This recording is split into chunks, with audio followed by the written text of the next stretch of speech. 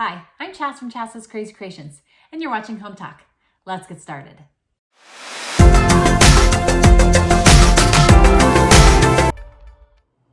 If you don't have a lot of space in your home, one of the things you can use is a shoe organizer.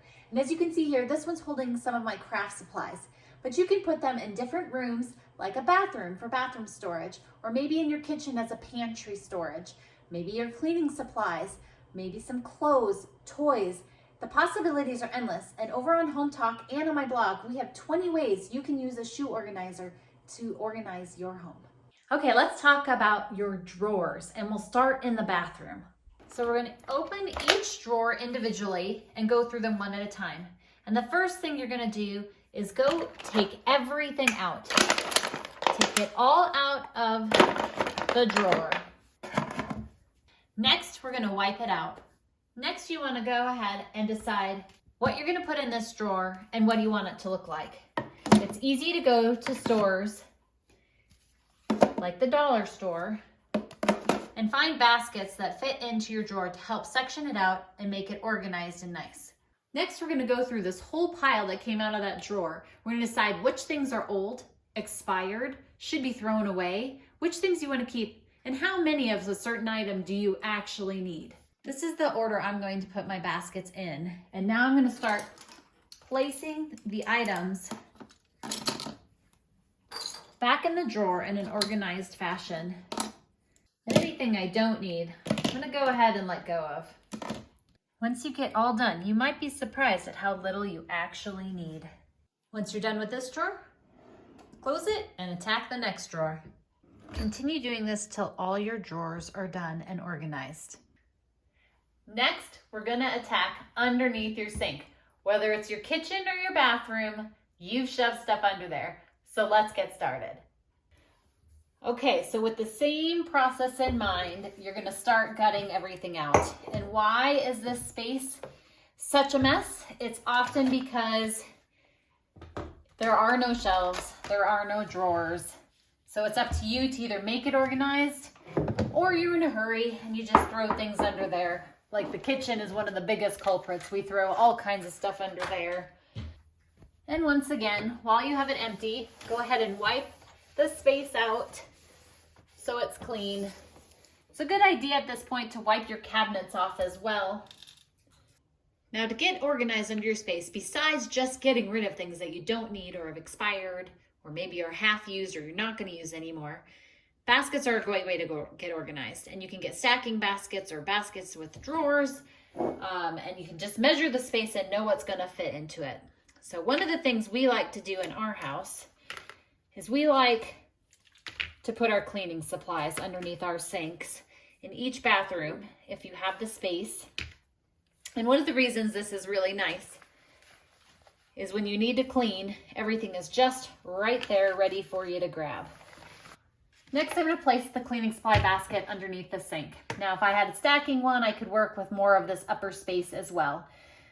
You might say, hey, you don't have very many cleaning supplies. Well, I'm a natural cleaner, and you can find many of our tutorials on Hometalk or my blog where I clean with baking soda or dish soap, hydrogen peroxide, and then I use a tension rod under here and put it up above so you can't see it. And I get it squeezed in real good there. Then once the tension rod is in there, I have squirt bottles with my vinegar and other supplies. And I can just hook them up there and they don't take up space. So you can do that with some squirt bottles with different things in it as well. Get them out of the way so you have more space down here. A space-saving tip is to buy a command hook towel rack. You can also hang things on the door with those or put a towel in. What about plastic bags? What do you do with those if you have them? I've taken an old wipe can. I just put the word trash bag with stickers on it. I take and I open the lid. There are a lot of ways you can look up to fold these, but I just tend to shove them all in there and pull them out one at a time. And then you put the lid on and it's all set. Now let's talk about our drawers in our home and how we can get organized in those. So here's one of my drawers. So first thing, as always, is we take everything out.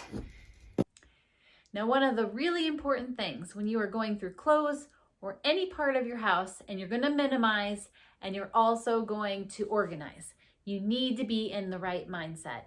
If you get too sentimental, you're going to want to keep everything. So you've got to be in the right mood knowing today's the day and I'm going to get rid of some stuff. I promise you it'll be worth it and you'll feel good about it later. So you're going to go through your clothes one drawer at a time and your whole closet. And when you start by gutting it, the next thing you're going to do is you're going to make 3 piles. The like it pile, you want to keep it. The donate pile, and then a pile for trash. And the only things that go in trash are things with holes in it or things that just really can't be donated anymore. Okay, we've set the like it pile aside. We're going to just focus on the love it pile. Leave the like it aside because we're going to decide what to do with that later. But we're going to take our love it pile and move it over. But while you're doing this next step, I want you to actually think about how many shirts do you need? So if this is just a t-shirt drawer, there are only 7 days in the week. So you need at least 7 maybe, but it depends upon what your job is. So keep the number of items in mind because maybe you don't really need as many as you have. So after going through my t-shirts, this is what I have left. And this is how I generally fold mine. And again, your drawers can be adjusted. Maybe they fit better a different direction. Maybe you want them all to go sideways and you can fit more piles across. It's really up to you and what your drawers will allow you to do. Another thing that can help is creating outfits. So these are some of my dance clothes. So I'm going to go ahead and fold them in half. And then I have a tank top that goes with these. This is another way to stop you from collecting too many outfits or too many items of clothes. So I'm going to go ahead and fold these and then I'll keep these together. That'll prevent me from having too many things. So with each set of dance clothes, I then come up with an outfit and place them together and then I stack them in the drawer that way. And then each one is accounted for. Another thing I recommend is having a bin or a bag somewhere in your home where when you're tired of something or don't want it anymore, it goes. So whether it's your kids' clothes that don't fit anymore, an item you don't want to wear anymore, maybe something in your kitchen that you're not using anymore, you have a dumping ground for those items. And then once a month, you either donate them or call to have the donations picked up. Okay, and now let's talk a little bit about our kitchen. We're going to start with drawers. So once again, the best thing to do is just take everything out of the drawer. We're going to go ahead and wipe it out. Now what we do is we kind of put like things together. So we go through and we look at what all of our items are. So now I ask myself, do I really need 4 spatulas? Probably not. So I'm going to pick my favorite 2 and I'll keep those. So I'm going to go ahead and place these back in. And the goal is always that our drawer opens and closes nicely. I also had some can openers in here, so I went ahead and put those in a basket and I'm going to put them towards the back. But now we should be able to open and close our drawer without any trouble. So once again, our baking supplies can get a little out of hand. Now, once again, using some dollar store baskets, all you got to do is measure it out and kind of map out what you're planning. So then you can place things back in the drawer without too much trouble. And sometimes you have to do it a few times until you find a system that works. So let's talk about some mixing bowls and bakeware. I like to take my lids and stack them together. And then I like to place the bowls right on top of those. I then also take my colanders and I stack those if I can. And then if you have any plastics, I recommend checking the numbers on the bottom and making sure that they're PVA free or compliant with the new codes. I like to, again, either stack them or you place the lids on the bottom so that they fit and make the most sense. Stacking lids together helps you find them easier later. Here's my bottom drawer. So again, the lids are on the bottom, bowls are on the top. I've stacked like things together, again, lids underneath. And then I took an old Tupperware Rubbermaid container and put the lids in it next to them so everything stays together. When it comes to bakeware, sometimes you need to think outside the box when it comes to stacking or space consolidation. So with these Corelle dishes, I can easily place them inside each other. Take the smaller dish, put the lid upside down, place the larger dish on top. Now I have 2 dishes in one and I can stack them on my shelf. So there's 2 dishes in here and then there's 2 dishes in there. So instead of needing 4 spots, I only need 2. And then this unit as well, I flipped the lid upside down and I was able to stack some things on there. We're gonna go ahead and talk about desks now. So a lot of times our desk drawers become just a dumping ground, especially if you have kids. So let's talk about some ways to clean this up.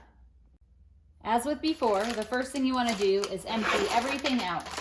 Now, I had went ahead and measured this all out and learned that all of these baskets fit really nicely inside this drawer.